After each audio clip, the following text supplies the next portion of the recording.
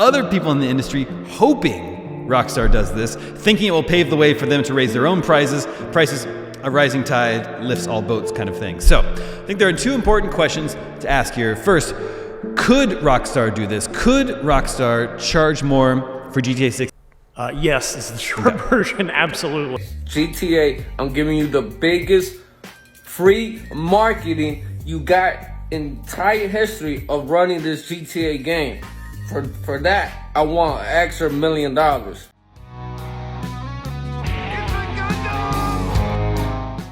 Gaming going mainstream was a mistake. Once the hobby became the norm in our culture, the quality went down and the fidelity went way up. I couldn't care less if a game is 4K. Pixel count doesn't make up for soulless re-releases and million-dollar therapy sessions to the tune of Dragon Age Inquisition or the inclusivity of Concord. Gaming journalism, being the good toady that it is for their corporate overlords, has slowly began drip-feeding the idea of games should cost more. For instance, the extra credits video that met with so much pushback years ago. Guess. I would say that the actual retail price of a modern AAA game, without any additional ongoing revenue sources to support it, should probably be as high as $85 to $90 new. Get him out of here. Get him out of here! Get the out of my room! Or how about this article here? Why video games should be more expensive. Let's get some perspective here. In 1990, the NES cartridges were selling for $50. And in 1998, the N64 games were $70. If we adjust these prices for inflation, you would pay around $100 for these games today. $100! This means that your current games are underpriced by at least $40. However, the shortage is probably much more than that. Let's keep in mind that those games were made with a lot of materials. So the price tag probably went to the fact that it was a physical object that you could hold in your hands and sometimes blow in to try and make work. Whereas to games now are just digital download. IGN also talked about this and published a little chart to give you an idea of prices, as if this would sway many of our opinions. Gaming inflation is like hoflation. You're working twice as hard to afford video games less creative than the ones your father played. He's out of line. But he's right. A market oversaturated and grossly over budget, like the American government. An industry now churning out poorly optimized games that look like they're not far off of last generation's graphics, if not another remaster of something you played not even 5 years ago. And the worst part is the remaster runs like a fat heifer in the middle of July, and it's somehow an extra 80 gigabytes than what it was the first time around. Buy that for $1.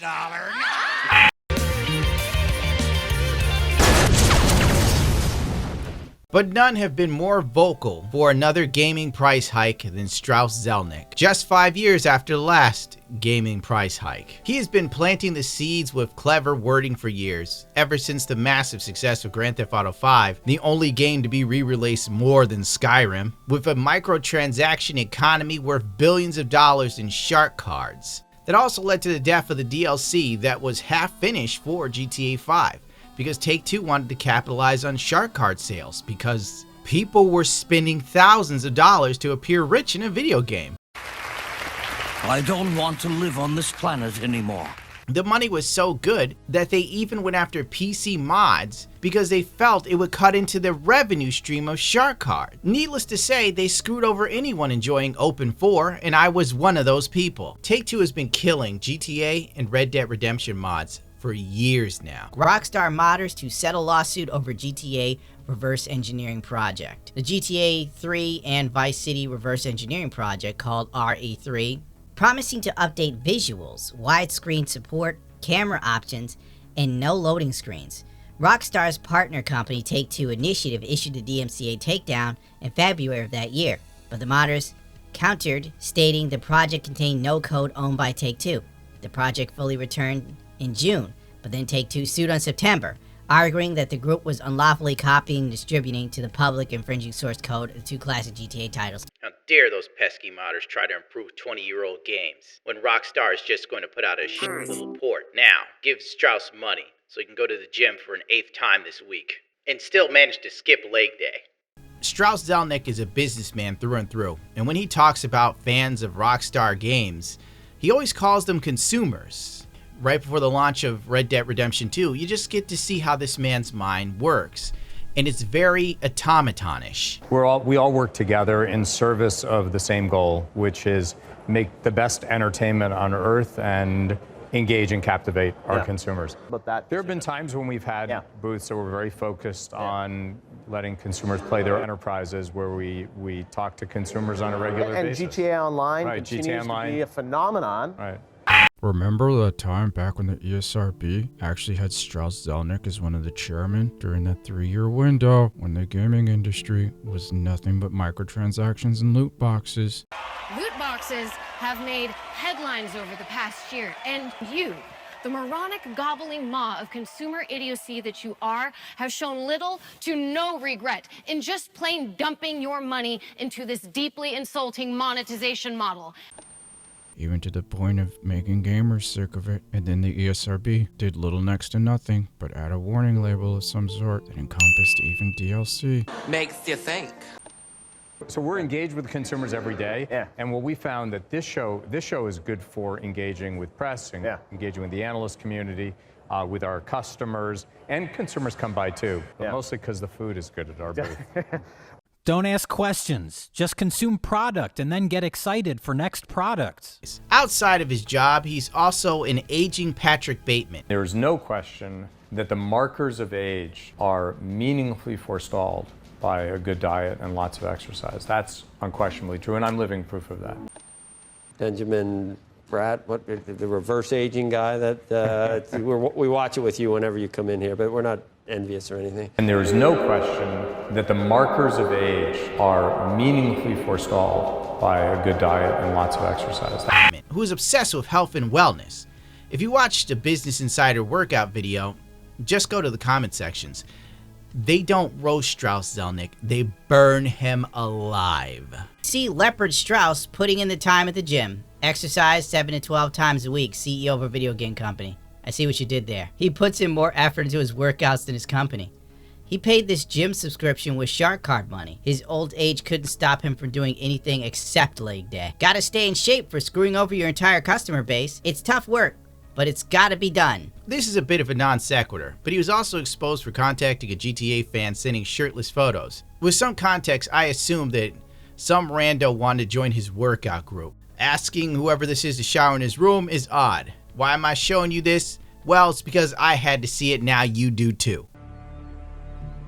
He's a monster. Well, anyway, back on point. For the last 2 or 3 years, Strauss Zelnick has been hyping up GTA 6 in his interviews, but he does it like a soulless machine. Luckily for him, there are at least 2 generations of gamers that treat any information about Grand Theft Auto with the same religious fervor as a battle sister does for the Emperor of Mankind from Warhammer 40k. November 23rd, this is when the infamous price per hour quote dropped during an earnings call. Strauss Zelnick didn't say games should be priced per hour, but he is right about their value ? Opinion piece. In terms of pricing for any entertainment property, basically the algorithm is the value of the expected entertainment usage, which is to say that the pre-hour value times the number of expected hours plus the terminal value that's perceived by the customer and ownership of the title is owned or subscribed to, and you'll see that bears out in every kind of entertainment vehicle. By standard, our frontline prices are so very, very low because we offer many hours of engagement. The value of the engagement is very high. So I think the industry as a whole offers a terrific price to value opportunity for consumers. That doesn't necessarily mean that the industry has pricing power or wants to have pricing power. However, there are great deals of value offered. And look, it's our strategy here to deliver much more value than what we charge consumers. It's also been our strategy here. We want to make sure the experience is first class, and the nature of the experience is not just quality of what we offer, it's also what you pay for it. Everyone knows that anecdotally. Keywords here are value, and how often the phrase is driven home. His other favorite words are consumer and customer. That's you. Real talk, real talk. GTA may be art to you. It may be one of your favorite franchises that holds many fond memories for you, whether that's with friends you no longer see or family members that have long since passed. GTA is more to the fan base than just some game. It's an event that they look forward to as much as any birthday or milestone. But to Strauss, it's a product with tremendous value, and he wants to make every single dime off of it. Forbes once again had outliner views. GTA 6 publisher on the value of games in the dollar per hour measurement. I don't think the dollars per hour idea is true, not across any industry. Shorter movies do not cost more than longer movies. Netflix may have 20 times the total content library of rival services, but at most it costs twice as much. This really is not applicable to any industry, much less video games, at least for box copies. And Zelnick is absolutely leaving out the countless games, including his own, that squeeze money out of customers year-round with microtransactions. Exactly. I agree that the cost shouldn't be pushed onto the consumer because the gaming industry is needlessly spending crazy amounts of money to make mediocre games. The industry is no longer about passion or art, it's about profits. But what they make is the digital equivalent of fast food these days. For every GTA, Metal Gear, Elden Ring, Zelda, Mario, etc., there are countless annual releases and remasters not worth the bandwidth needed to download them. In the age of equity, long-running franchises that people love seem to be more interested in preaching to you now rather than entertaining you. In Rockstar's last E3 presentation, they definitely seem to be waving the banner of diversity, equity, and inclusion, whatever the hell the phrase is. So before we get into the big concepts that we're talking about here, let's just break some things down for our viewers. Jim, can you help us understand and talk about equity and diversity and why it's so important in the conversation about the video game industry today? Absolutely. Equity and diversity has been a challenge for the gaming industry since its inception. It hasn't really changed very, very much over time, but I think the biggest change that people are seeing in the last 2 to 3 years are the lack of it in the modern era and the rationale that there's no excuse behind not having better equity and diversity in the industry from here on out. So what I like about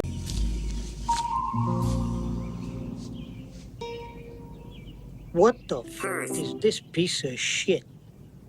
As of January 2025, Grand Theft Auto 5 has made over $8.6 billion in revenue and sold more than 200 million copies worldwide. This makes it one of the most successful entertainment products ever created. And still, we're now talking about the game possibly needing to be more expensive. Why? If that wasn't enough, many of the veterans of Rockstar games that made them what they were gone by 2020. GTA radio host Laszlo leaves Rockstar. The in-game DJ was also the writer and producer of the series. I didn't bother grabbing an excerpt from this at the time because I totally forgot and I've had a little bit too much to drink right now. But Laszlo was a guy they kind of picked up to do something, but he was so good. They kept him on for years and he wrote mini skits and bits for the radio stations. It's wild to lose such a massive talent, as Strauss Zelnick would say. I should take the time to note that Laszlo did leave due to family issues and illness.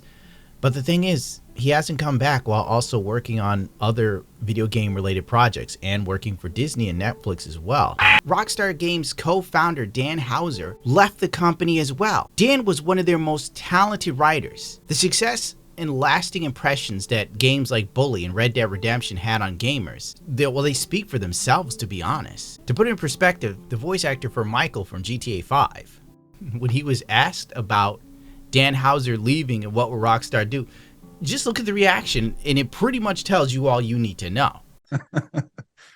And yeah, I mean, I didn't hang out with him. No, I'm just curious because he's above my pay grade. He's left now. He's left. So do you think that might have an effect on their next game, or do you think they'll be right because there's so many talented people there, or because he's been the bread and butter? I don't know. Yeah. You know, there's that he's a damn good writer, man. I know he's typing until his fingers bleed, you know, but I don't know. You know, it's hard to say, you know. A lot has changed, you know. But frankly, with GTA 6 on the horizon, we have to spin everything into a form of triumph. This is fine. Rockstar abandons its boys club past and fired toxic managers. But will it help make GTA 6 a better game? Question mark. Computer says no. I don't think so. As Nietzsche once said, one must have chaos in your soul to give birth to stars. And let's be real here. The success of Dragon Age tells you exactly what happens when you focus on it being a hug box.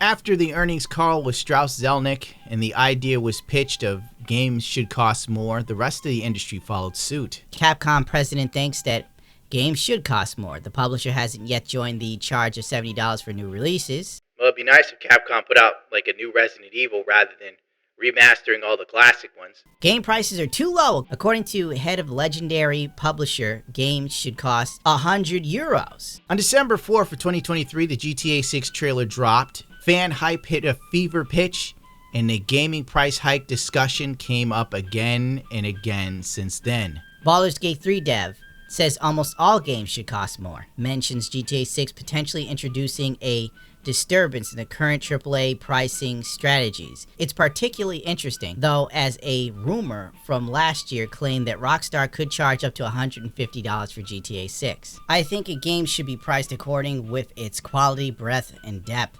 I'm not against higher prices, but this arbitrary uniform just doesn't make sense to me. It feels so unserious. Almost all games should cost more at a base level because the cost of making them, inflation for one, is outpacing pricing trends. But I don't think we'll get there with DLC promises so much as quality and communication. Everyone's just waiting for GTA 6 to do it.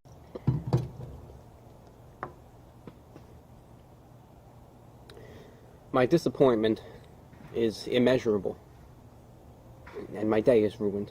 All these game devs are praying to God that GTA 6 comes out and they just go wham, $150, because obviously all these other companies would be like, okay, now we can charge about that much.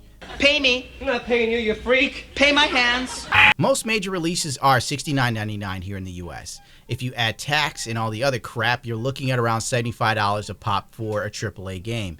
If the price goes up to $79.99, we're looking at $86 to $87 a game. Damn near $100 mark right then and there. Trust me, if they can work a $10 price hike every 5 years, rather than it being 10 to 15 years, you will be looking at $100+ games in the next 2 console generations, if not one. Then take into account if the games cost more, you better bet your ass Sony and Xbox will probably be sitting there going, well, the games cost more, so the console has to cost more. By the way, I haven't forgotten how the gaming industry pitched digital media to us. They used to sit there and go, it's too expensive to make physical games, so if you buy digital, it'll be cheaper. Flash forward to now, if you buy a game digitally, it's the same retail cost value as the physical version. Now, some might say, hey Gundam, the devs are underpaid, blah, blah, blah, blah, blah. The hike in price will help pay them more, a livable wage. The correct answer is...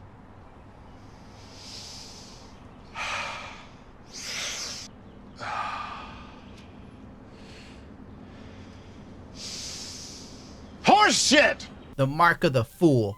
They always tell you something's going to be a livable wage for someone, but it never seems to be that way. The CEOs always get paid the most. They get paid hand over fist money, while the devs just usually get laid off. Remember what happened at Bungie?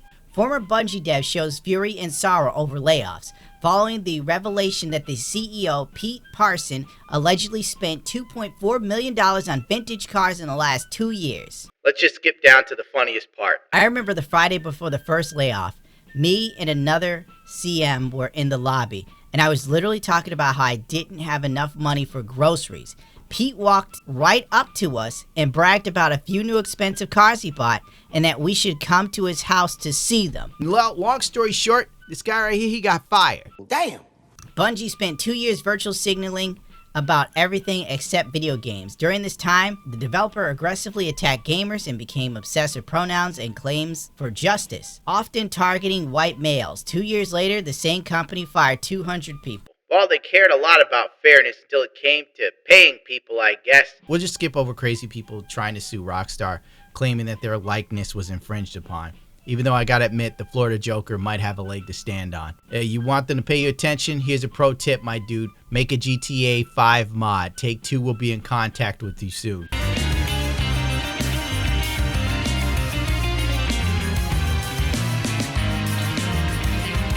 IGN began putting out articles on a semi-regular basis about game prices, gearing you up for the inevitable price bump. This is what progressives call normalizing, where they put an idea in your face over and over and over and over again, and if you ever say something against it, they tell you how you're problematic. And they usually give the same tired analysis of the NES would have been $400 or $500 now if it came out due to inflation, and each game would be $100. And we leave out you got a game cartridge made of plastic. The entire game was on the cartridge. They didn't sell you pieces of it in DLC. It usually had an art booklet, a box, had posters. They gave you all sorts of stuff.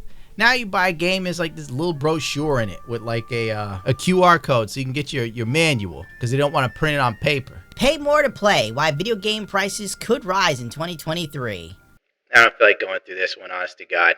GTA 6 price. Many in the video game industry hope for $80 if not $100, analysis said. Packaged game prices have never been lower in real terms than they are today, even though the budgets are at an all-time high and player growth has stalled. GTA 6 could reestablish packaged video game prices after decades of deflation, despite rampant cost growth. Both reports have sparked discussions about the value of video games and the likelihood that Rockstar would actually go through with an $80 to $100 price range for GTA 6. A good company rises salaries in line with inflation so that their staff don't die or something. But game prices haven't risen with inflation.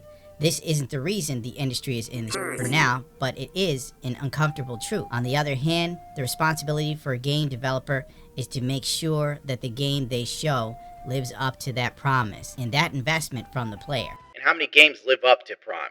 To go with this article, IGN also posted a poll to see how many people were open to paying $100 for GTA 6. And about half the people are willing to do it. 57% said no, but 33% was yes, and 9% said maybe. That's damn near half. Ball's ignoring the fact that GTA 5 made $8.6 billion. It's over. We are screwed. They spoke as if GTA Online being part of the base game was a massive act of mercy on their part. But let's be real, they didn't have any idea it would take off like this. Rockstar experimented with GTA 4 Online. Then, Rockstar and Take-Two perfected the subscription service for GTA 5 Online, because at the end of the day, that's what it's about, getting as much money out of you as they can. And GTA Online is basically where nimrods like DSP would spend literally thousands of dollars on digital bullshit to appear rich in a video game. And as I stated before, it made so much money they scrapped a half-finished DLC for GTA 5. The game has been released on 3 different generations of consoles and PC, all at full price. Lord knows if Rockstar gets away with GTA 6 being $100 on PlayStation 5, they'll damn sure re-release it again on PlayStation 6, 7, and 8, all of them being $100 each. Mark my words if it goes through. All of these CEOs like Zelnick, Andrew Wilson, Bobby Kotick before he was fired, they all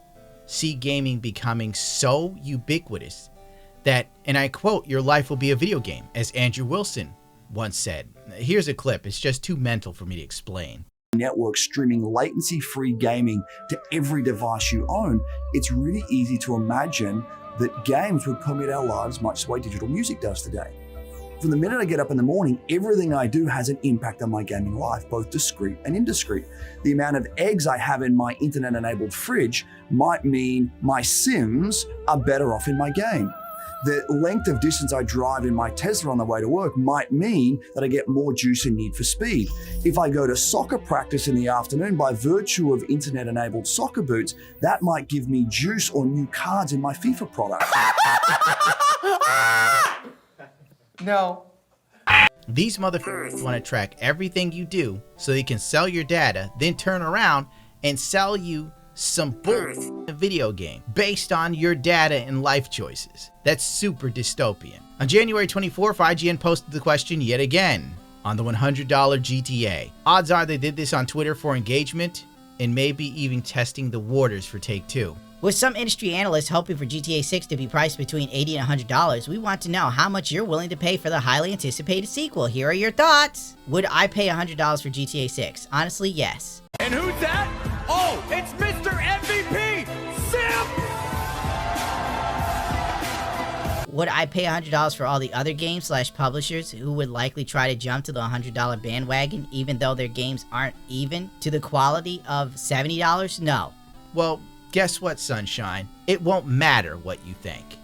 Because they know you'll cave in and buy it. If you don't buy it at $100, then they'll probably price it for what it's really worth, like they did with Star Wars Outlaws. You're like, I won't pay 100, I'll probably give you 70. And then they're like, cool, still got what we would have initially got for it. And you think you're getting over on somebody. I will happily pay $100 for GTA 6 because it's GTA 6. I can't think of any other franchise that includes so much value to each product to justify that price. I would definitely not be willing to spend that on a new IP or my first foray into an existing IP. I already won't consider buying GTA 6 until it reaches PC. But if they try to start that $100 pricing, I promise they won't get a penny from me. That's for any game company. I see too much noise from brain-dead shareholders and journals trying to convince us AAA games should cost more. Good for you, Double D. GTA 6 isn't worth 100. Then most games these days are definitely not worth 60 or even 40. GTA 6 will hold at least 10 times more replay value than most titles that are 60. Some people will drop 100 for a game with a soundtrack and a poster in a box. This is Rockstar Games we're talking about. Every GTA game they've released has been a hit and held it down for years until the next one. If GTA 6 is asking a bit more money up front, I'm okay with that. It's kind of amazing to see just how many people around you are willing to accept whatever a corporation says or does. We went from Occupy Wall Street to protect it at all costs. It's like Warhammer 40k, but it's gayer. Let's be real. There's almost nobody that would decide not to buy and play GTA 6 if they up the price. 70 if it runs at 30, 100 if it runs at 60. People won't just pay 100 for it. They will buy it multiple times over the next gen consoles too. LOL, look how many people probably bought GTA 5 for PlayStation 3, 4, and 5. I want it to cost $200 for 3 days of early access. So I can not only play GTA 5, but I can also have a fight with my wife. This will give me 3 days head start of total silence and not having to deal with the pores. Deal me in, Rockstar Games. I don't get it. You want to pay $200 to play the game 3 days early. But if you're playing by yourself, in the story mode, that don't even make sense. Because you'll be playing by yourself anyway. Unless you want to give them $200 to play online for 3 days by yourself, which again, sounds retarded. Well-made games are extremely rare. GTA 6 is well worth $100, you cheap freaks. How do you know, Dubs? You haven't played it. We're cooked, dude. Oh, well, it doesn't matter. I don't care about gaming anymore. I ride motorcycles again. I pull an Andrew Tate. I am GTA. Well, the discourse was kind of split, but many people were open to paying $100 for GTA 6. This is a scary precedent being set by people from the instant gratification generation. If the $100 GTA game happens, expect every other game to go up as well. Mark my words, you will be paying $100 for the base Call of Duty, and the special edition will be kissing $500. I can't help but feel like I'm living in the age of the last man, a phrase coined by Friedrich Nietzsche. I am in a world where Eric Butts isn't the odd exception, but the rule. And over the years, the gaming industry has conditioned gamers with no impulse control to the point of where now even car and motorcycle manufacturers are charging their customers just to use safety features or turn-by-turn navigation. Everything's a subscription fee. Want a heated seat? Gotta pay. Want your airbag to work? You gotta pay. Thanks a lot, modern gamer. Odds are, Strauss Zelnick will get his $100 game, and it will usher in an era of more mediocrity at a higher price. Congratulations. Rest in piss. We won't be missed. Sad. Very sad. Sad.